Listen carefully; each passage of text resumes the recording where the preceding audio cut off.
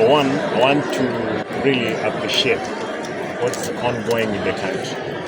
But I've called upon all the leaders to restrain themselves from putting the country in the crossroad.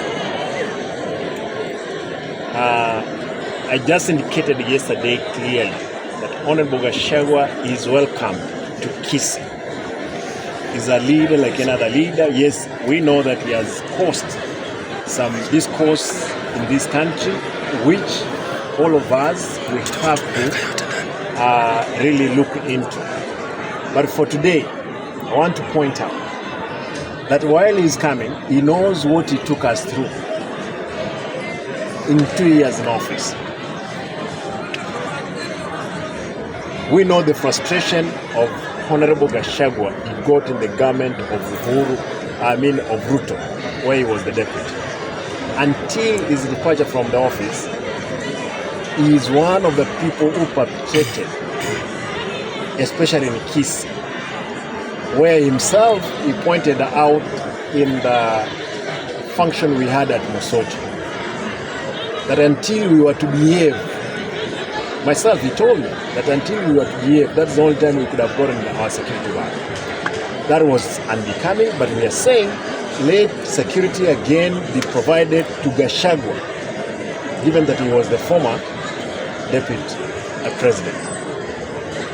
But of importance, we want to ask them that let us collaborate and cooperate with all leaders of like mind in the country to salvage the country from its status at the moment. But I know there are those ones from Kisii, specifically individuals who think that they can hang on the court of Matiang'I.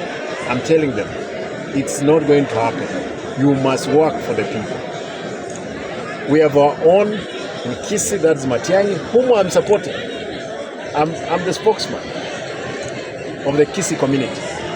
And being a spokesman of the Kisii community, it calls upon myself indeed to stand with the person that I talk on behalf, and that is Fred Matiang'I.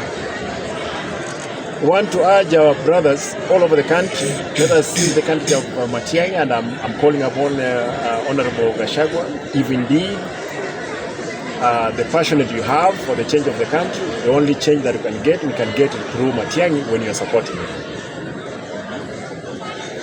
If Ruto today decided to support another person, let us assume he has vacated office in his first term, we ask him to support Matiang'I. Baba, if it's possible, if you're not running, support our brother, Dr. Fred Matiang'I. That's the call I'm making.